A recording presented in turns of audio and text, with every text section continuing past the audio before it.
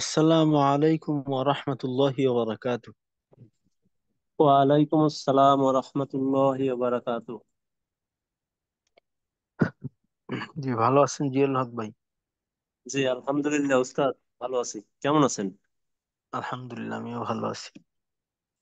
আচ্ছা, মাশাআল্লাহ, দুরূদ শরীফ পড়ে নি।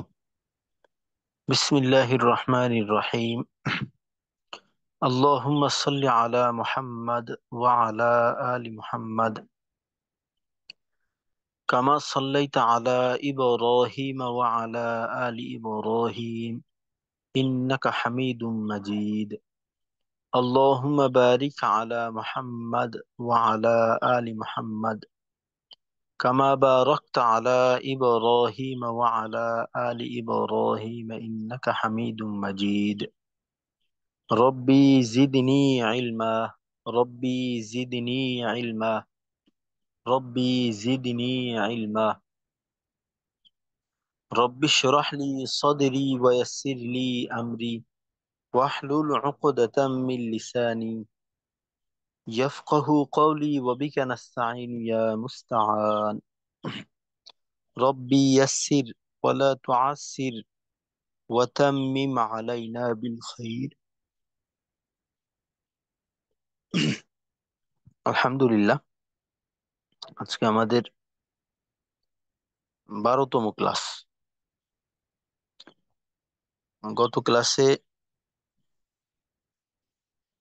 আমরা সিফাতে লাজেমা মুতাদাদ্দা প্রথম দুই ভাগের যে সিফাত আছে, অর্থাৎ হামস জাহা হামস জাহার, সিদ্ধা, রিখওয়া, তাওয়াসসুত, এই যে পাঁচ ভাগের সিফাত যে সমস্ত হরফের মাঝে পাওয়া যায়, এগুলা পাঁচ প্রকার সিফাত।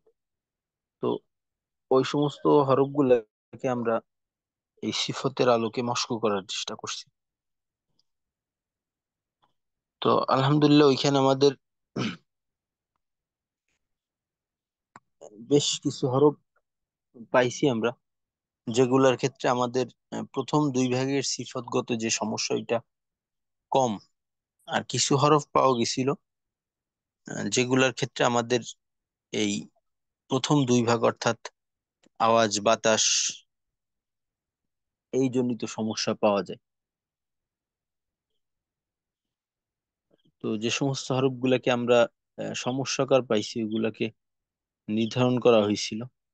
তো আমাদের করণীয় হলো ওই সমস্ত হরফ গুলাকে বিশেষভাবে একটু নজরদারি করা।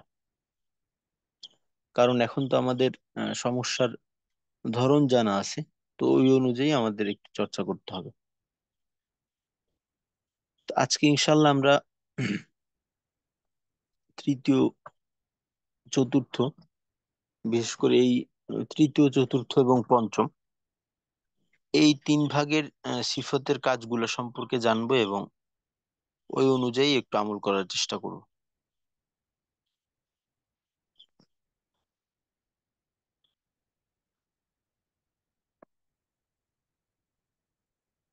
আচ্ছা, আমাদের তৃতীয় জোড়া বা তৃতীয় ভাগের সিফত ছিল দুইটা, ইস্তেআলা এবং ইস্তিফাল।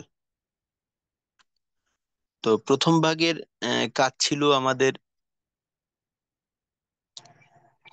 বাতাসের সাথে সম্পর্কিত, দ্বিতীয় ভাগে বিশেষ করে আওয়াজের সাথে, তৃতীয় ভাগের যে সিফাত দুইটা, তো এদের কাজ হইছে আওয়াজ মোটা বা পাতলা হওয়ার সাথে। তো এর প্রথম সিফত হইল ইস্তেআলা। তো ইস্তেআলা এর শাব্দিক অর্থ বলতে গেলে আমরা যেটা বুঝি, ওইটা হলো যে উপরের দিকে উঠতে চাওয়া, ঊর্ধ্বমুখী হওয়া ইত্যাদি, এই ধরনের অর্থে ইস্তেআলা শব্দটা ব্যবহার করা হয়। আর এখানে ইস্তেআলার দ্বারা আমরা যেটা বুঝতে পারি বা যেটা বোঝানো হয়েছে, ওইটা হলো ইস্তেআলা সিফাতের হরফগুলি আদায় করার সময় জিহ্বার গোড়া উপরের তালুর দিকে উঠবে, যে কারণে হরফগুলির উচ্চারণ পুর বা মোটা হবে।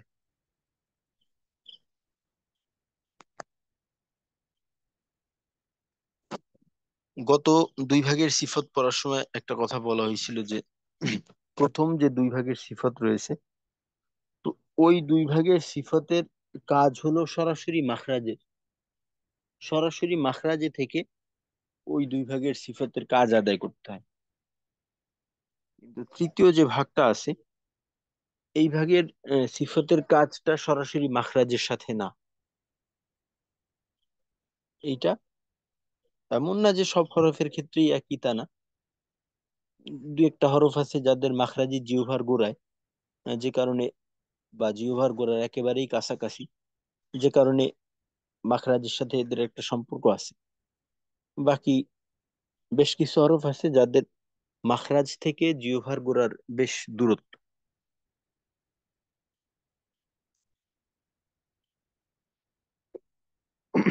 তো এজন্য এই সিফতকে আদায় করতে গেলে আমাদের আলাদাভাবে একটা নজরদারির প্রয়োজন। তো যেটা করণীয় ওইটা হলো যে জিহ্বার গোড়াকে উপরের তালুর দিকে উঠাইতে হবে, উপরের তালুর সঙ্গে লাগানোর প্রয়োজন নেই। ইস্তেআলার হরফগুলি আদায়ের সময় জিহ্বার গোড়াকে উপরের তালুর দিকে উঠানো। তো তালুর দিকে উঠানোর কারণে যেটা হবে ওইটা হবে যে আওয়াজ মোটা হবে। আর বাকি রইল ইস্তিফাল। তো ইস্তিফাল এর শাব্দিক অর্থ হলো নিম্নমুখী হওয়া, নিচু হওয়া ইত্যাদি। তো ইস্তিফাল হলো এর বিপরীত। আমরা জানি যে সিফাতে লাজেমা মুতাদদা একই ভাগের সিফাত একটা আর একটার বিপরীত হয়। তো ইস্তিফালের সিফত গুলা, ইস্তিফাল সিফত বা ইস্তেফালের হরফ গুলা আদায় করার সময় জিহ্বার গোড়া নিচের দিকে রাখা, যে কারণে আওয়াজটা পাতলা হবে। তো এখানে যেটা বলা হয়েছে, অন্য অন্য পূর্বের যে পাঁচটা সিফত গেছে, ওইখানে প্রত্যেকটা সিফত এমন ছিল যাদের কাজকে আহ, ওইখানে করণীয় আছে, এটা করতে হবে। তৃতীয় ভাগের ইস্তিআলার ক্ষেত্রে একটা করণীয় আছে, বাকি ইস্তেফালের ক্ষেত্রে এখানে আমাদের করার কিছু নেই।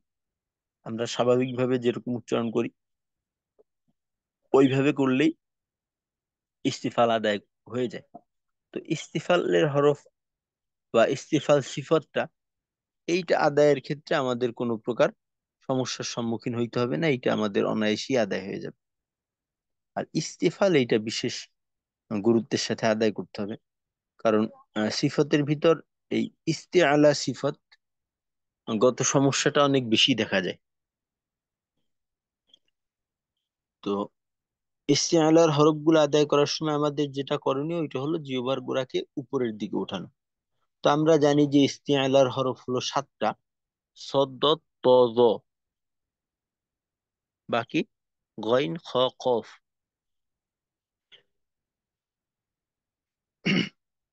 সদ, দদ, ত, জ এদের মাখরাজের সাথে জিহ্বার গোড়ার একেবারে ইস্তিআলার জন্য যে গোড়াটা প্রয়োজন বা যে অংশটা প্রয়োজন ইস্তিআলা আদায় করার জন্য, ওই অংশের সাথে আহ, এর মাখরাজের সরাসরি কোনো সম্পর্ক নেই। কারণ দেখেন, সদের মাখরাজ হলো জিহ্বার আগায়, দদের মাখরাজ হলো জিহ্বার কিনারা, জিহ্বার গোড়ার কিনারা থেকে একেবারে নিয়ে জিহ্বার আগার কিনারা, একটা কিনারা, একটা সাইড, সরাসরি জিহ্বার গোড়া না। ত এর মাখরাজ জিহ্বার আগা, জ এর মাখরাজও জিহ্বার আগায়। তো এদের থেকে মাখরাজের থেকে, এই সমস্ত হরফের মাখরাজের থেকে জিহ্বার গোড়ার দূরত্ব অনেক বেশি। আর বাকি গইন, খ, কফ এই তিনটা হরফের মাখরাজের সাথে জিহ্বার গোড়ার একটা সম্পর্ক আছে।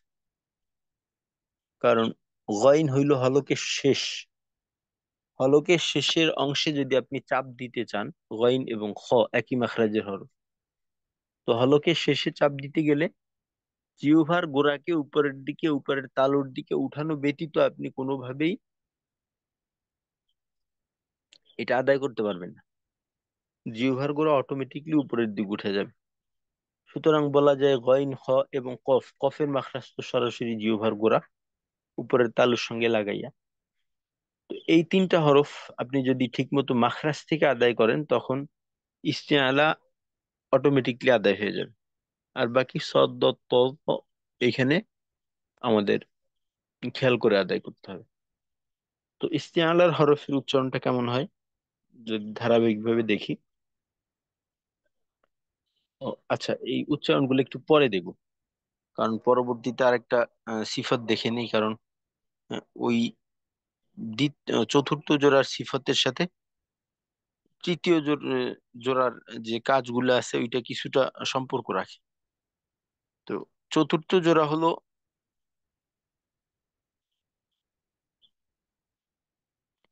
ইতবাক এবং ইনফিতাহ। তো এইখানে ইতবাক ইতবাকের ক্ষেত্রে আমরা জানি যে ইতবাকের হরফ হলো মাত্র চারটা: সদ দত ত দ, যার প্রত্যেকটাই ইস্তিআলার হরফ। তো ইতবাক সিফাতের হরফগুলো আদায় করার সময় জিহ্বার মধ্যখান উপরের তালুর সহিত মিলিত থাকবে। এইটা একটা কঠিন সিফাত আদায়ের ক্ষেত্রে। সদ দত ত দ, এই চারটা হরফ আদায়ের সময় জিহ্বার মধ্যখানকে উপরের তালুর সঙ্গে লাগাইতে হবে। তো এখন একটা বিষয় থাকে যে জিহ্বার মধ্যখান উপরের তালুর সঙ্গে লাগানো, ইস্তিআলার ক্ষেত্রে বলা হয়েছিল উপরের তালুর দিকে উঠানো, লাগানো না। সরাসরি ওইটা কোনো মাখরাজ না, কিন্তু জিহ্বার মধ্যখানকে উপরের তালুর সঙ্গে যদি লাগাই এটা কিন্তু সরাসরি একটা মাখরাজ, 6 নাম্বার মাখরাজ, যেটার হরফ হইল জিম শিন ইয়া। তো এটা তো একটা মাখরাজ হয়ে যায় সিফাত আদায় করতে গিয়ে। তো এই ক্ষেত্রে কথা হলো যে আসলে এখানে আমরা জিহ্বার মধ্যখানকে উপরের তালুর সঙ্গে লাগাই ঠিকই, বাকি উচ্চারণের মূল ফোকাস ফোকাস থাকে আমাদের ওই হরফ গুলাতে। যখন আমি সদ আদায় করি তখন আমার উচ্চারণের মূল উৎপত্তি হইল জিহ্বার আগা সামনের নিচের দুই দাঁতের আগার সঙ্গে। তো এইভাবে উৎপত্তি ভিন্ন থাকে। উৎপত্তিকে ভিন্ন রেখে আমরা আওয়াজকে মোটা করার জন্য বা আওয়াজের মাঝে একটা বাড়তি কিছু আনার জন্য এই অংশের ব্যবহার করি। এটা মাখরাজগত কারণে আমরা জিহ্বার মধ্যখানকে ব্যবহার করি না। আর বাকি রইল ইস্তিফাল, এই ইনফিতাহ। ইনফিতাহ আমরা জানি যে এর বিপরীত, অর্থাৎ ইতবাকের ক্ষেত্রে জিহ্বার মধ্যখানকে উপরের তালুর সঙ্গে লাগাইতে হবে, আর ইনফিতাহ জিহ্বার মধ্যখানকে উপরের তালুর সঙ্গে লাগানোর দরকার নেই। জিহ্বার মধ্যখান উপরের তালুর থেকে পৃথক রাখতে হবে, আলাদা রাখতে হবে। তো এই হলো আমাদের চতুর্থ এবং তৃতীয় এবং চতুর্থ এই দুই ভাগের সিফাতের কাজ। তো এখন আমরা এই হরফ গুলাকে একটু দেখার চেষ্টা করব। তো ইস্তেআলার ক্ষেত্রে জিহ্বার গোড়া উপরের দিকে উঠাবো, ইস্তিফালের ক্ষেত্রে জিহ্বার গোড়া উপরের দিকে উঠাবো না। ইতবাকের ক্ষেত্রে জিহ্বার মধ্যখান উপরের তালুর সঙ্গে লাগাবো,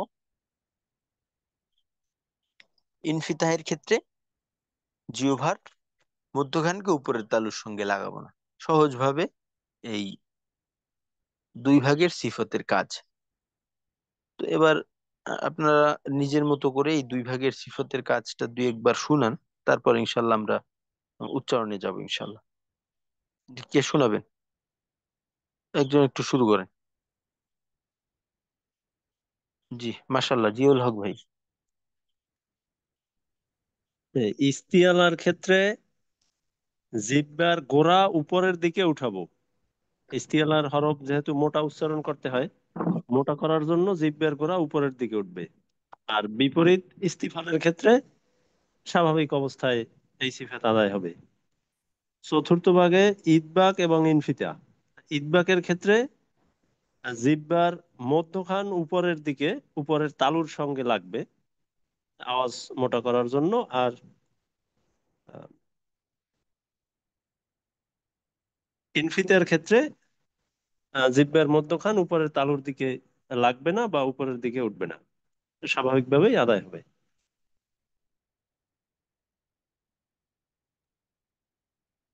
জি, আচ্ছা, ঠিক আছে, মাশাল্লাহ। হ্যাঁ, সহজ এবং সংক্ষেপ। ঠিক আছে। আচ্ছা ফরহাদ ভাই, আপনি একটু শুনান। জি, আসসালামু আলাইকুম আফসার জি। ওয়ালাইকুম আসসালাম। সিফাতে লাজিমা মুতদ্দায়ের তৃতীয় ভাগে ইস্তিআলা এবং ইস্তিফাল। ইস্তিআলা হলো ওই সিফাতগুলি যেগুলো উচ্চারণের সময় জিহ্বার গোড়া উপরে লাগবে এবং হরফগুলো মোটা বা পুর হবে। আচ্ছা, এখানে কথাটা হলো জিহ্বার গোড়া উপরের তালুর দিকে উঠবে, উপরের তালুর সঙ্গে কিন্তু লাগবে না। ও আচ্ছা, মানে ঊর্ধ্বমুখী থাকবে, হ্যাঁ, স্পষ্ট। ঊর্ধ্বমুখী থাকে। জি আফসার জি। তাহলে ইস্তিআলা হলো ইস্তিআলার সিফাতের হরফগুলি আদায় করার সময় জিহ্বার গোড়া উপরের তালুর দিকে থাকবে এবং এর কারণে হরফগুলি মোটা হবে। অপরদিকে ইস্তেফাল হলো ওই সিফাতগুলো যেগুলো আদায় করার সময় জিহ্বার গোড়া নিচের দিকে থাকবে, যার কারণে হরফগুলো পাতলা হবে। চতুর্থ ভাগে হলো ইতবাক এবং ইনফিতাহ। ইতবাক সিফাতের হরফগুলো আদায়ের সময় জিহ্বার মধ্যভাগ উপরের দিকে উপরের তালুর সাথে মিলবে, এবং ইনফিতাহ এর সিফাতের হরফগুলো আদায়ের সময় এই জিহ্বার মধ্যভাগ উপরের তালু থেকে পৃথক থাকবে।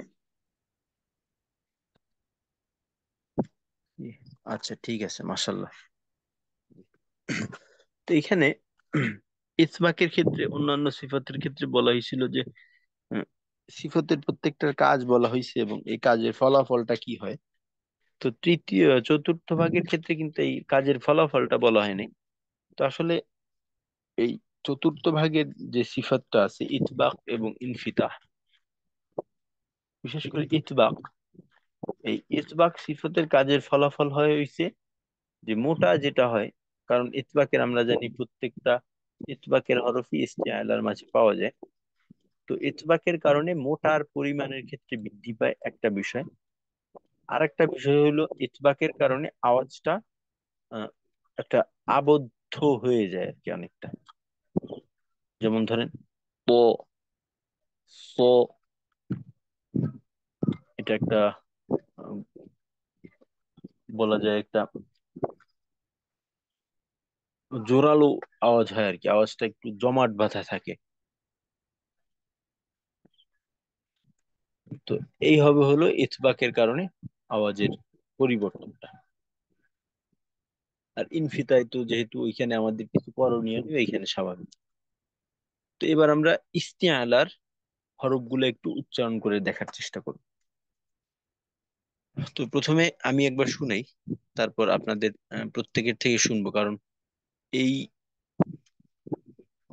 7টা হরফে মোটা জনিত সমস্যা এবং ইস্তিআলার হরফ আহ, ইতবাক, এই সিফতগত সমস্যাটা খুব বেশি দেখা যায়। কখনো কখনো দেখা যায় যে সর্ব অবস্থাতে সমস্যাটা আবার একরকম হয় না, অবস্থা ভেদে এর ভিন্নতা থাকে। আরেকটা বিষয় এখানে আমাদের জানা থাকা দরকার, যে হরফের প্রত্যেকটা হরফের যে সিফতগুলি আছে, এই সিফতগুলির কার্যকারিতা কিন্তু সর্ব অবস্থাতে একরকম হয় না। দেখা যায় হরকতের পরিবর্তন বা জজম তাসদীদ, এই যে পরিবর্তন, এই পরিবর্তনের কারণে সিফতের কার্যকারিতাও কম বেশি হয়। তো এই হিসেবে ইস্তিআলার যে সিফতটা আছে ইস্তিআলা, এই সিফতের যে ফলাফল এর মাঝেও এর একটা পার্থক্য থাকে। তো ওই হিসেবে, বা বলতে পারি সহজ কথায়, মোটা কম হওয়া বা বেশি হওয়া, তো এই হিসেবে এর 5টা স্তর বা 5 ভাগ, 5 রকম হয় আর কি। কম মোটা, বেশি মোটা, অধিক বেশি মোটা, বা একেবারেই কম মোটা, মধ্যম মোটা। তো এরকম ভাবে 5টা ভাগে ভাগ করা হয়। তো প্রথমত আসি যে অধিক মোটা। অধিক মোটা হয় হলো ইস্তেআলার হরফে যখন জবর থাকে এবং তার সাথে তার বামে খালি আলিফ থাকে। জবরের বাম পাশে যদি খালি আলিফ থাকে ইস্তেআলার হরফ জবরযুক্ত, এবং তার বামে যদি খালি আলিফ থাকে, ওই অবস্থাতে মোটার পরিমাণ হয় সবচেয়ে বেশি। যেমন ধরেন,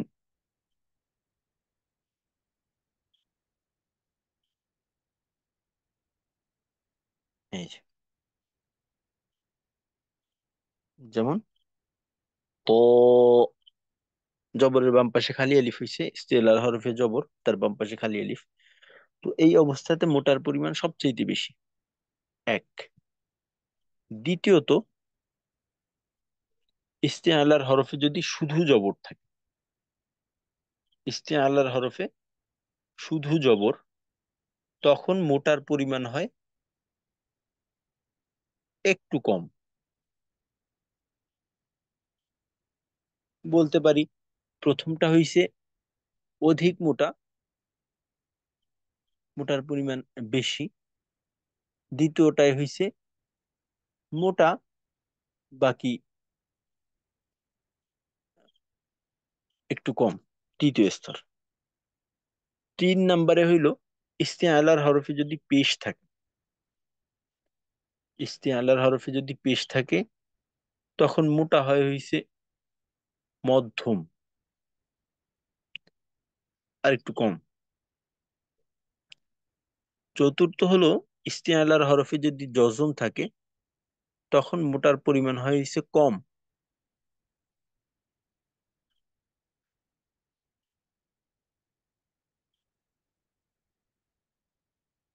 আর পঞ্চম হলো ইস্তেআলার হরফে যখন জের থাকে, তখন মোটার পরিমাণ একেবারেই কম। পঞ্চম, ইস্তেআলার হরফে যদি জের থাকে, তখন মোটার পরিমাণ একেবারেই কম। তো এখন কথা হলো যে আমার এই অবস্থা ভেদে মোটার পরিমাণ ইচ্ছাকৃতভাবে কম বেশি করার প্রয়োজন আছে কিনা। আসলে এখানে আমার ইচ্ছাকৃতভাবে করার প্রয়োজন নেই।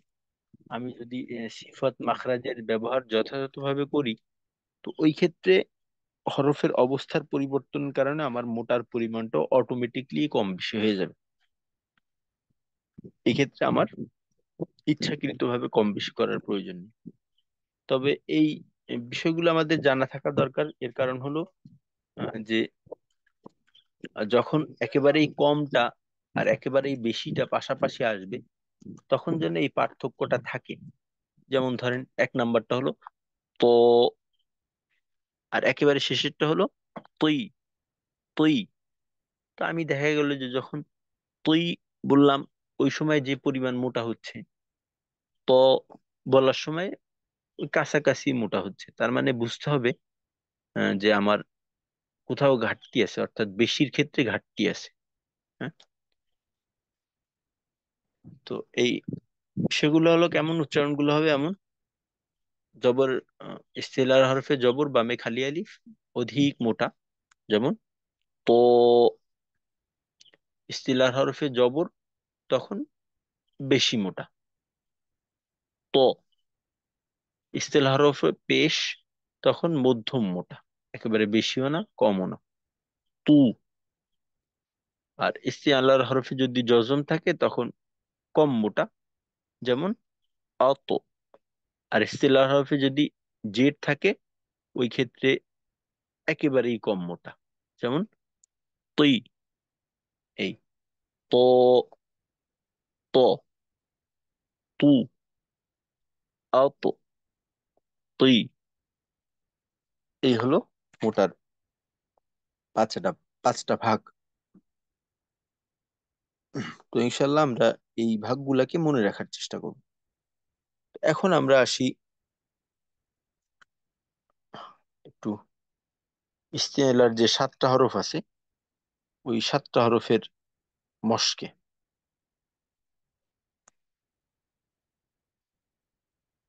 তো প্রথমে হলো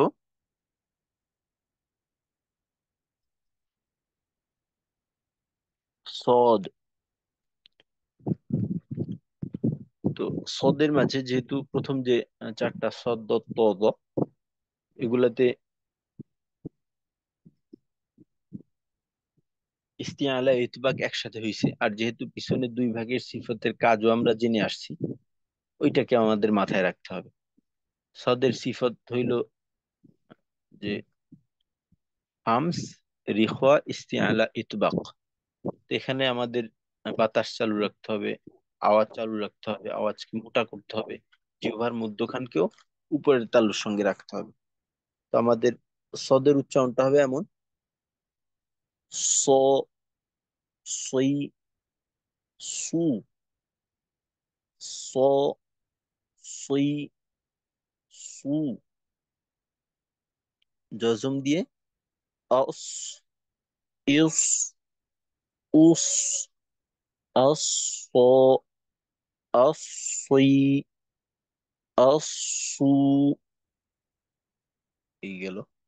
আর আরেকটা বিষয়, যে আমরা তো জানি যে জেরের উচ্চারণের সময় কিন্তু ঠোঁটকে ছড়ানো রেখে তারপর উচ্চারণ করতে হয়। আর মোটা হরফগুলো আদায় করতে গেলে ঠোঁটটা অটোমেটিকলি একটু গোল হইতে চায়। যদিও মোটা হরফ আদায়ের ক্ষেত্রে ঠোঁট গোল হওয়ার ব্যাপারে একটু শিথিলতা আছে, একটু ছাড় পাই আমরা। তবে আমাদের চেষ্টা থাকবে যেন বেশি করে ছড়ানো যায়, কারণ ওইটা অটোমেটিক স্বভাবগতভাবেই হয়ে যায়। তো ওইখানে যদি আমি ছাড় হিসেবে একটু বেশি শিথিলতা করি, তো তখন দেখা যাবে যে পরিমাণটা বেশি হয়ে যাচ্ছে। এই জন্য আমাদের ছাড়ের বিষয়টাকে মাথায় না রাখতে পারলেই ভালো। তো জেরের সময় বিশেষভাবে খেয়াল রাখবো যেন ঠোঁট গোল হয়ে তারপর উচ্চারণ না হয়। তো আরেকবার উচ্চারণ বলি: স, সই, সু, আস, ইস, উস, আস, আসই, আসু। এরকম।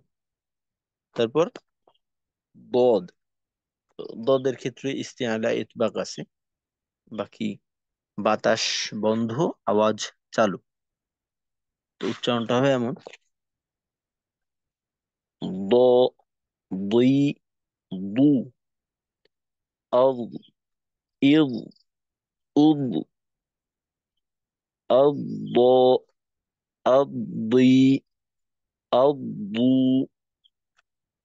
দদের ক্ষেত্রে ইস্তিআলা ইতবাক জনিত বিষয়টা তো অবশ্যই খেয়াল করব। এর সাথে গত ক্লাসে আমরা জানছি যে দদে আসলে আওয়াজ চালু রাখাটা আমাদের জন্য বড় একটা সমস্যা হয়ে দাঁড়ায় জজম তাজদিদ যখন থাকে।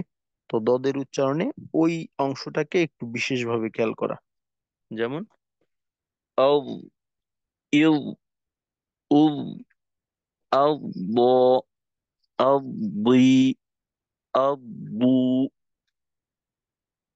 দদ মাখরাজ এবং সিফতগত দিকটাকে বিবেচনা করলে দেখা যায় যে এখানে আওয়াজ চালু রাখাটা একটু সমস্যাকর হয়ে যায়, বা আওয়াজটাকে ওইভাবে বড় করে চালু রাখা যায় না।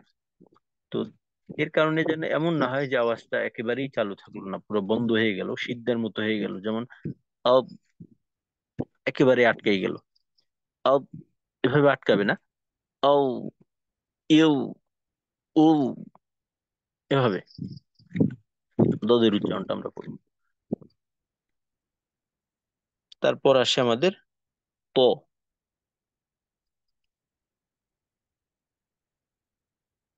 তো ততে আওয়াজ বন্ধ, বাতাস বন্ধ, তারপর আওয়াজকে মোটা করতে হবে, জিহ্বার মধ্যখানে উপরের তালুর সঙ্গে রাখতে হবে। সব কয়টা একটু কঠিন ধরনের কাজ। তো যেমন ত, তৈ, তু, আত, ইত, উত। তো দেখা যায় যেহেতু তো মোটা হরফ, তো মোটা হরফ হওয়ার কারণে আহ, কলকলার দ্বিতীয় অংশে গিয়ে আমাদের ঠোঁট গোল হয়ে যায়। ঠোঁট গোল রাখা যাবে না, ঠোঁটকে ছড়াই রেখেই কলকলার দ্বিতীয় অংশ আওয়াজটাকে বের করতে হবে। আর বাতাসকে নিয়ন্ত্রণ করতে হবে কলকলার সময়। আত, ইত, উত, আত, আতই, আতু। এমন হবে তয়ের উচ্চারণ। তারপর ল, এখানে বাতাস বন্ধ, আওয়াজ চালু থাকবে। তারপর জিহ্বার মধ্যখান উপরের তালুর দিকে উঠবে এবং জিহ্বার গোড়াও উপরের তালুর দিকে উঠবে এবং জিহ্বার মধ্যখান উপরের তালুর সঙ্গে লাগবে। যেমন ও, ওই, উ, আও, ইউ, উ, আও, ও, আও, উই, আও, উ, এরকম। তারপর গইন। তো গইনের ক্ষেত্রে আমাদের বিশেষভাবে দুইটা সিফত লক্ষণীয়। একটা তো হলো এই যেটা এখন আসছে, ইস্তিআলা, জিহ্বার গোড়াকে উপরের দিকে রেখে তারপর উচ্চারণ আওয়াজকে মোটা করতে হবে। আর বাকি হলো রিখোয়া সিফত, আওয়াজকে চালু রাখা, বিশেষ করে জজম তাজদিদের সময় আমাদের আওয়াজ যেন বন্ধ হয়ে না যায়। যেমন গ, গি, গু, আও, ইগ, উগ, আও, গ, আও, গি, আও, উ, এরকম। তারপর আসে খ। তো খতে আওয়াজ বাতাস এটা চালু, বাকি শুধুমাত্র ইস্তিআলা অর্থাৎ জিহ্বার গোড়াকে উপরের দিকে উঠাইয়া আওয়াজকে মোটা করতে হবে। আগেই বলছিলাম গইন খ কফ এগুলা মাখরাজ যথাযথ ব্যবহার থাকলে মাখরাজের, তখন এখানে জিহ্বার গোড়াকে আপনার আলাদাভাবে উপরে উঠানোর প্রয়োজন নেই, ওটা অটোমেটিকলি উঠে যায়। যেমন খ, খই, খু, আখ, ইখ, উখ, আখ, খ, আখি, আখু। খতেও দেখা যায় বিশেষ করে যখন যজম তাজদিদ আসে ওই সময় আওয়াজটা অনেকটা মাখরাজে আটকে যায়, আখ বা এই ধরনের এরকম আওয়াজ হয়। তো এটাকে মসৃণ রাখা, যেমন আখ, ইখ, উখ, এখানে এমন না, আখ, আখি, আখু। সর্বশেষ হরফ হলো কফ। তো কফের ক্ষেত্রে কফের মাখরাজি হলো জিহ্বার গোড়া। তো এখানে জিহ্বার গোড়া অটোমেটিকলি তালু দিকে শুধুমাত্র উঠে না, তালুতে লেগেও যায়। তো এখানে মোটা করতে গেলে মাখরাজ আদায় করলেই হয়, বাকি আমাদের সমস্যা হবে না। যেমন ক, কি, কু, আক, ইক, উক, আক, ক, আক, কি, আক, কু। তো এভাবে আমরা এই যে সাতটা হরফ আছে এই সাতটা হরফের উচ্চারণ করবো ইনশাল্লাহ। আচ্ছা, এবার আপনারা একটু একে একে এই সাতটা হরফ শোনানোর চেষ্টা করেন ইনশাল্লাহ। জি। আল্লাহ। হ্যাঁ, মাশাল্লাহ, মেহেদি ভাই প্রথম। আসসালামু আলাইকুম উস্তাদ।